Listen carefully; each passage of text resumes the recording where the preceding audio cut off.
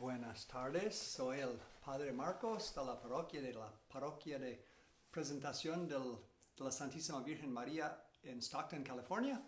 Bien, estoy aquí en la casa de mis padres y saludándoles siempre a las 7:30, tratando de cumplir con esta cita para que reflexionamos sobre las verdades de nuestra fe.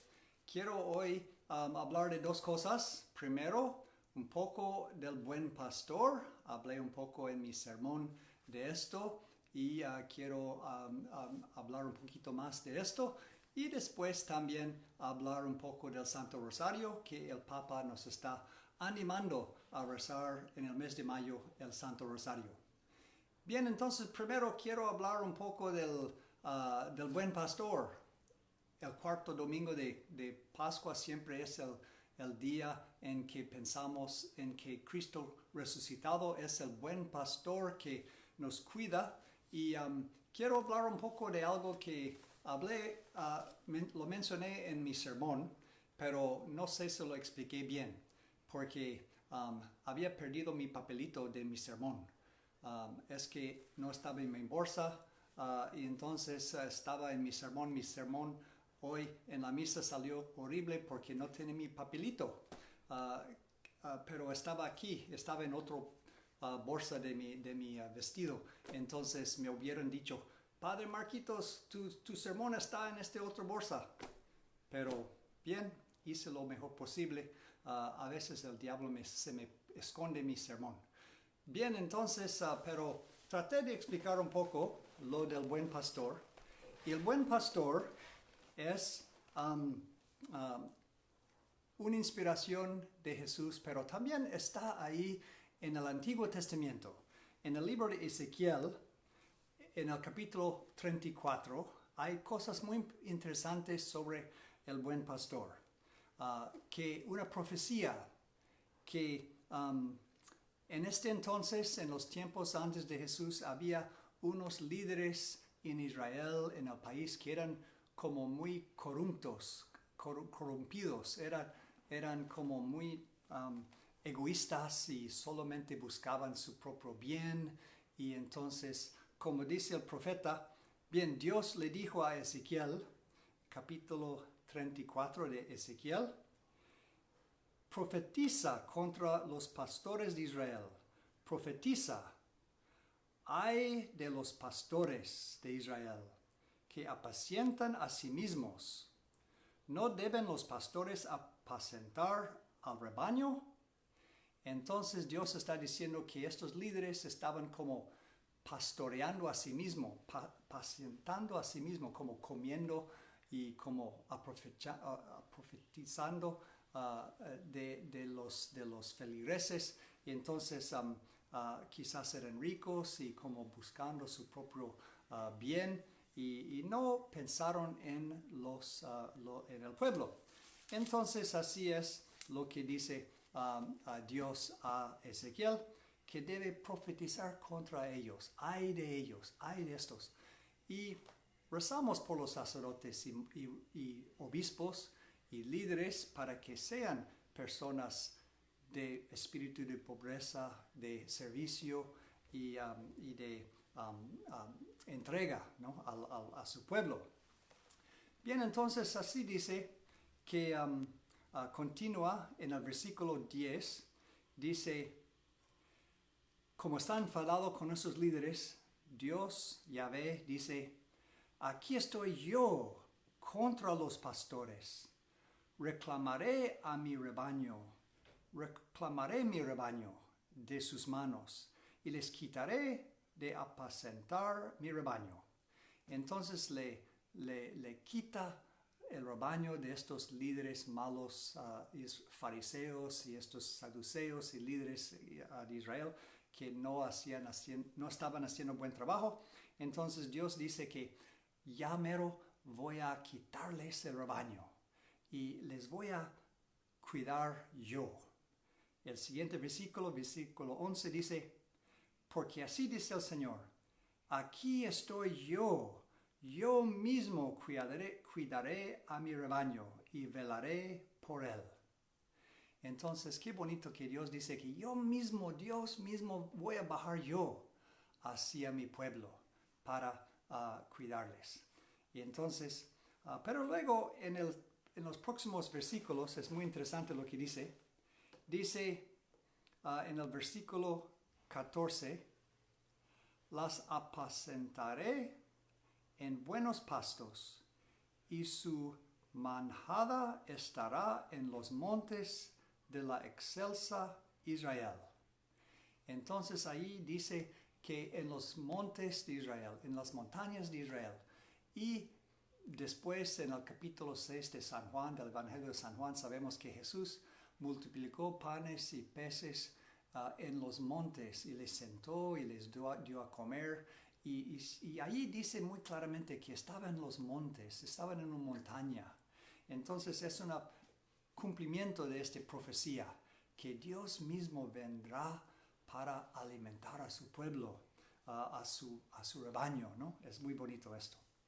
Y luego sigue en el versículo 15, estamos en el capítulo 34, versículo 15 dice, yo mismo apacentaré mis ovejas y yo las llevaré a reposar.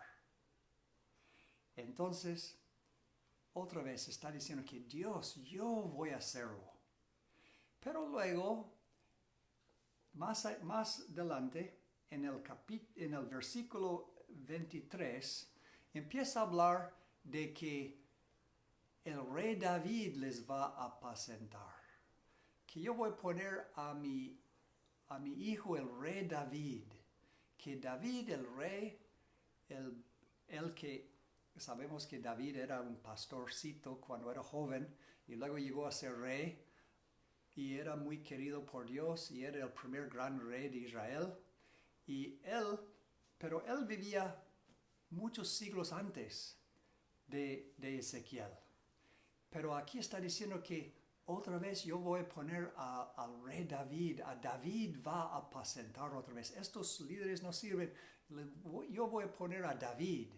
Y lo que está indicando es de que uno de los descendientes de David, todos sabían que en la Biblia dice que un hijo de David, un descendiente de David, iba a ser el Cristo, el Mesías, el gran rey, y que su reino durará para siempre.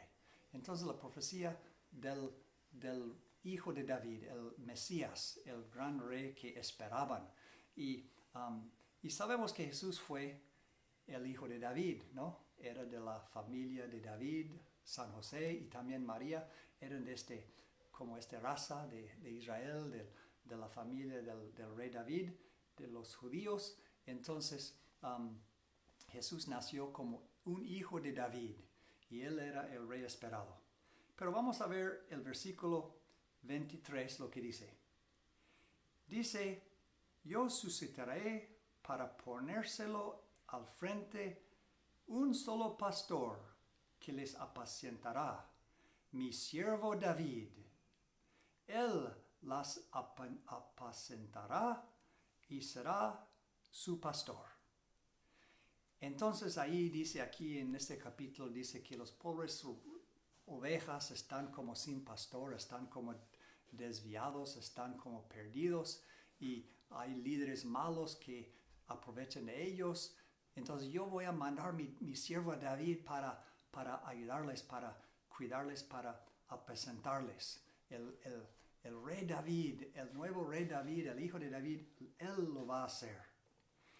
Y entonces, pero qué raro, porque hace poco decía que Dios mismo lo iba a hacer. Entonces, ¿qué? ¿Va a haber dos? ¿Que Dios va a apacentar las ovejas? ¿O el rey David va a apacentar las ovejas? Entonces, puede ser, no sé, quizás está diciendo que va a haber dos, pero no, es prohibido pensar esto porque en el versículo 23, como oímos, dice, voy a ponérselo al frente un solo pastor, un solo pastor. Mi hijo David, el rey David, pero también yo también lo voy a hacer. Entonces esto obviamente está indicando que el hijo de David, el Mesías, es Dios. Eso se llama la unión hipostática, ¿no? Que Jesús es Dios y hombre. Jesús es Yahvé, Jesús es Dios. Jesús es el cumplimiento de esta profecía de que Dios mismo va a venir a apacentar las ovejas. Pero también es hijo de David, es como el rey David, el Mesías, el Cristo que les va a cuidar. Entonces, qué bonito esto. Profecías muy extraños, como muy oscuros, como muy antiguos, pero cumplidos, porque Jesús, luego todos después entendieron lo que significaban estas palabras. Bien, entonces eso para hablar un poco del buen pastor. Tenemos un buen pastor en Roma que es el Papa Francisco y quería leer una pequeña carta que él escribió a las familias en este tiempo de pandemia. Entonces ahora voy a concluir esta plática para que ustedes ahora pueden seguir con su rosario. Quizás van a rezar el rosario en familia. Muchas veces a las 7:30 hemos rezado el rosario, pero yo quiero hoy no rezar el rosario con ustedes porque hay muchos rosarios más bonitos en el internet con música y con imágenes bonitos en la radio católica, en el televisión católica existen como rosarios que se puede seguir. Entonces, no siempre rezar el rosario con el Padre Marquitos, pero hoy nomás quiero animarles a las familias, porque el Papa escribió una carta el otro día, el día 25 de abril, que era la fiesta de San Marcos. Él escribió esta carta a las familias. Un sábado, era sábado 25 de abril. Dijo, por favor, en este mes de mayo, como están encerrados en sus casas, en familia, ¿por qué no rezan el rosario cada día? Entonces yo les quiero animarles, y tengo esta imagen de la Virgen María aquí. Yo lo compré en Belén, en Tierra Santa. Es una imagen, un icono de Rusia que compré. Alguien me donó la mitad y yo también pagué la mitad y lo estamos donando a la parroquia de la presentación de la Santísima Virgen María en Stockton. Entonces esta imagen lo vamos a poner ahí de alguna parte. Es un icono de Rusia del 1900, que tiene más de 100 años este icono, pero lo pueden ver aquí. Pero ahora quiero leer un poco esta carta del Papa. El Papa dice, queridos hermanos y hermanas, se aproxima el mes de mayo, en que el pueblo de Dios manifiesta con particular intensidad su amor y devoción a la Virgen María. En este mes es tradición rezar el rosario en casa, con la familia.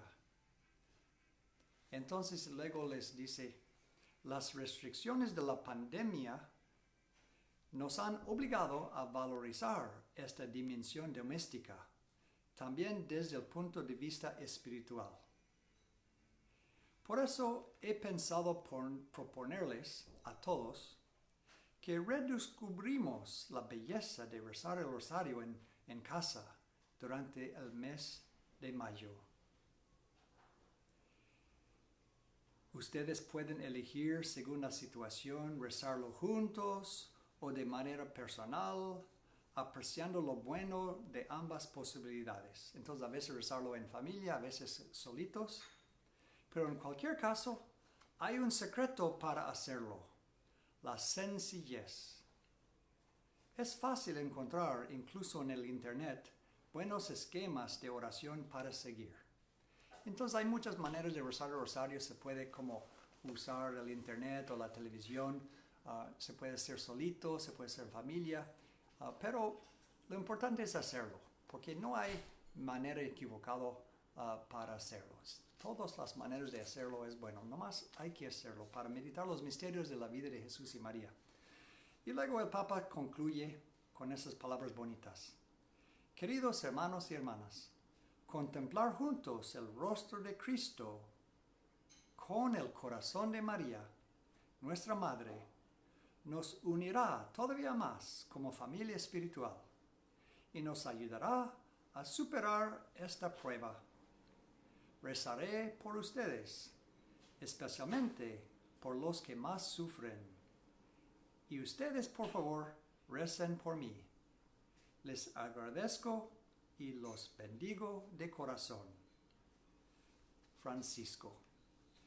Y luego el Papa nos dio dos oraciones, uno cortito y otro más largo. Voy a rezar ahora el más cortito para que juntos adoramos a la Virgen María, honramos a la Virgen María y pedimos que ella inspire a las familias y nos ayude a contemplar más de cerca los misterios de su Hijo Jesucristo. Entonces ahora rezamos nuestra oración, la oración que nos propone el Papa Francisco para este mes de mayo. Oh María, tú resplandeces siempre en nuestro camino como un signo de salvación y esperanza. A ti nos encomendamos, salud de los enfermos, que al pie de la cruz fuiste asociada al dolor de Jesús, manteniendo firme tu fe. Tu salvación del pueblo romano, sabes lo que necesitamos y estamos seguros de que lo concederás, para que, como en Caná de Galilea, vuelvan la alegría y la fiesta después de esta prueba. Ayúdanos, Madre del Divino Amor, y conformarnos a la voluntad del Padre y hacer lo que Jesús nos dirá. El que toma nuestros sufrimientos sobre sí mismo y se cargó de nuestros dolores para guiarnos a través de la cruz a la alegría de la resurrección. Bajo tu amparo nos acogemos, Santa Madre de Dios. No desprecies nuestras súplicas en las necesidades. Antes bien, líbranos de todo peligro, oh Virgen gloriosa y bendita. Amén. Oh María, Madre mía, oh consuelo del mortal, amparadme y llevadme a la patria celestial. Amparadme y guiadme a la patria celestial.